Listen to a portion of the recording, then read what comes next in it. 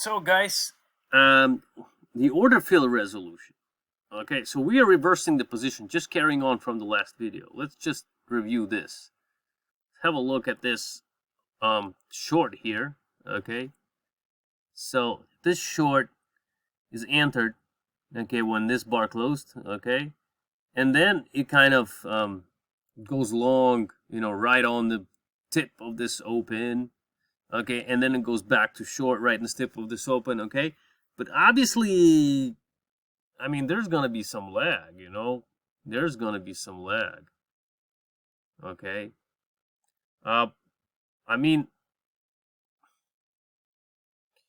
let's how would you actually simulate this, right? I mean, obviously, there's gonna be time. You submit a market order to reverse your position. All right, that means close one, open the other.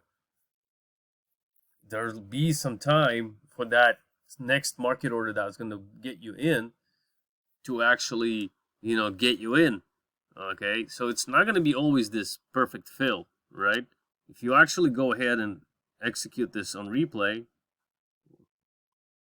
okay, we're going to see some slippage, I think, even on Ninja replay engine. Okay, so watch this. Look at that.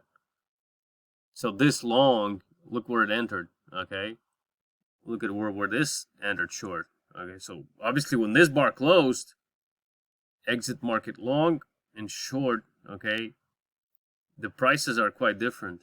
Okay, this is quite different. So one thing to simulate this on replay is going to be fine. Okay, one way how to simulate this on a replay on a historical is you got to get your tick replay disabled, and for your strategies, if you go ahead and select order fill resolution high, and you're gonna select tick 1, okay, this should do the thing. Let's see how that works out. Okay, but it didn't really, because the way I was showing, so you can see, okay, there it is. Okay, you can see the fills are a bit different now. Okay, so you can see this is here, this is also a bit off. Okay, you could come up probably with different logic that gets you in somewhere intra-bar to play around with this a little bit better. Okay, and then that will, so you can see that this is now working quite nicely. Okay, you're getting those intra-bar fills. Okay, with the more likely fill. Okay, so for example, if you were to use some intra-bar logic that was supposed to get you in intra-bar, okay, and use this, you'll see a huge difference, right? I mean, we're kind of entering and exiting on bar close, and so it's just a little bit of slippage. Okay, now what if you still want to keep your tick replay, and there's a catch here. Okay, so if you go ahead and in data series and you still execute this on tick replay for some reason, oh, sorry, let it load. By the way, if you want to use your order resolution, okay, you could actually, so there's this order resolution. I don't know, maybe I can just copy it from somewhere because my IntelliSense is off. Let me see if it's, okay, there it is. You could use this as well. Okay, so high, type, and value. Okay, so you could see I turned on tick replay, and if I go to strategies, no matter what, you see order fill resolution becomes grayed out. What the hell? What do I do? I mean, you could still go ahead and select this. It's not going to work. Okay, so if you're working in tick replay, what you got to do is this. You got to add an extra data series, which is whatever resolution you want. Let's say 1 tick. And now, okay, so if bars in progress, don't forget to make your logic correct. So if bars in progress is not 0, I don't want to do any logic.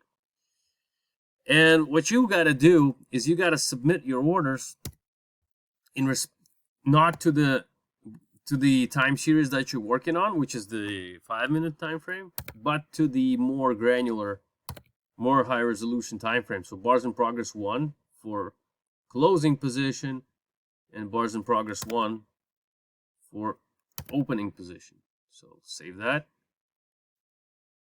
And now it's just going to be the same. Okay.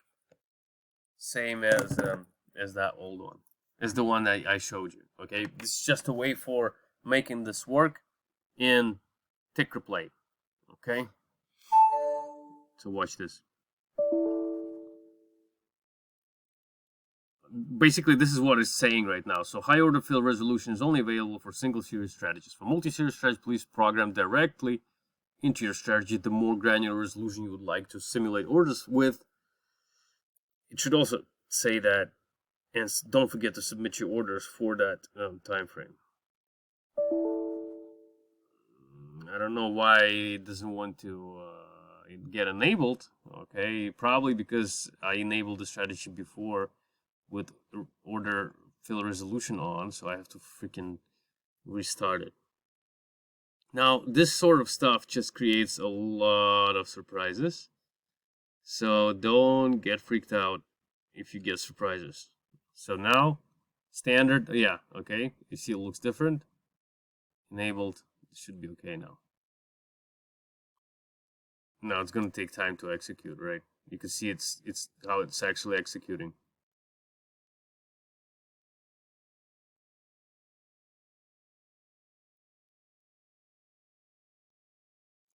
I would say that this method is showing results that look a bit different from the results that the native method showed. Okay, but the effect is the same, right? So what we're doing is the same. Okay, so maybe if you want to like, if I show you in more precise way, so how this would look. So for example, if we're executing on tick, okay,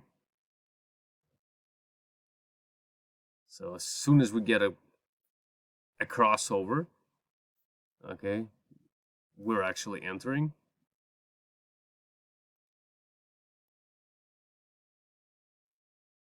Let's see if we're correct. Okay, so calculate the set tone bar close. So let's change that to on each tick. Okay, and so what's going to happen now is this thing is going to execute too many times. Okay, on the one bar. So let's just add a little rule that's going to say make it only one entry per bar. Okay, and private, I don't know, int entry counter. Okay, so if this ever, so here's our entry engine, here's our open position, and let's say that, so if we're attempting to enter entry counter plus plus, okay, so if our entry counter is bigger than 0, then return, okay, and if it's our first tick of bar, then we want to reset it. Okay, so what I'm trying to say is, if I don't put this, so let me just comment this out and show you what's going to happen if I don't put this in. I'm going to get, I'm not 100% sure, obviously, but what's going to happen is that within one single bar, the line is just going to go up and down, up and down, up and down 1,000 of times, and I'm just going to get so many entries on a single bar that most probably I'll get just super trades. Like, watch this. Let's see if this will occur.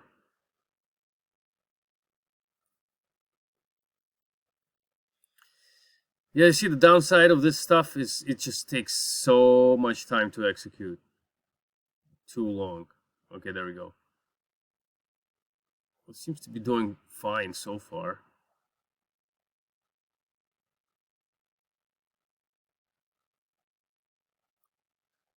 Oh well. Okay, no, it didn't do it too.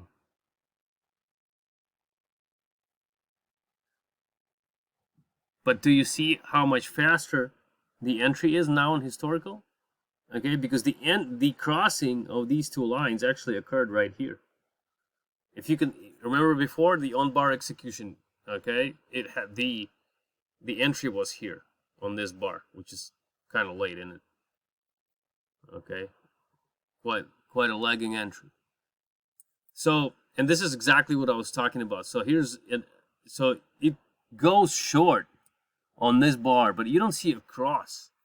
And that's what I was actually showing in the previous video, right? So the crossing actually occurred because this bar went down too much, and the crossing occurred intra bar, all right, and it opened a short because of that.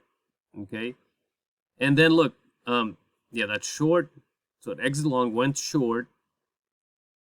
So then it went back long. Okay, and you can see the fills are completely like an intra bar now. Okay, so the big downside of this is that it's very hard to follow.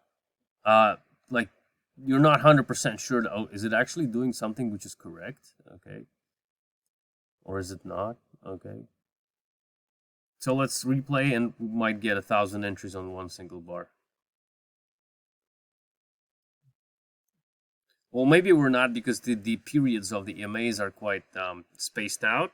Okay, so that extra rule I wrote might be irrelevant, but still, you might get if the EMAs are both fast, and very close together, you might get that. Okay, so this was a short exit, market short, goes long, and then exits along. Okay, exits along and goes back into short on same bar. So basically, if you would attach this rule, okay, it's just an extra protection. If you're getting too many fills within one bar, just make it say, okay, if you entered once within that bar, that's it, stay. Stay, but again, that might get you in another situation. Again, so intra bar logic just brings, so for example, you entered long because they crossed. Okay, so you're long. So you're saying only one trade, but don't forget that don't forget to keep your exits, okay? Because if you don't keep your exits, it's not going to exit on this bar and it'll just keep long forever. Okay? Well, not forever until it goes up and down again, okay? So you have to be very careful with this sort of stuff, okay? Now, this is for single bar protection if you need it, okay? It seems that it didn't come up on this particular example, but I don't know. Let's just very quickly try and finish the video. If that doesn't happen, just by bringing this to 20 or something. Okay, maybe that will make them cross up and down more. Maybe, I don't know. Let's see.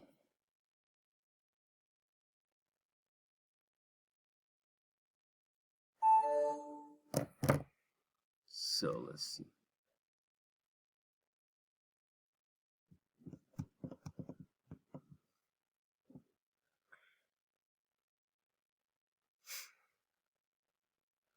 So we have this order off.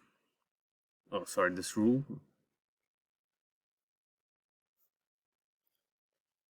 Okay, this playback's stuck. Let me just restart it. Well, it seems to be still doing fine, even with the EMAs pushed up, closer together. So I would say probably not the best example, but if you ever run into a situation where it does make too many entries on the same bar, okay, you can use that little snippet that I showed you, okay.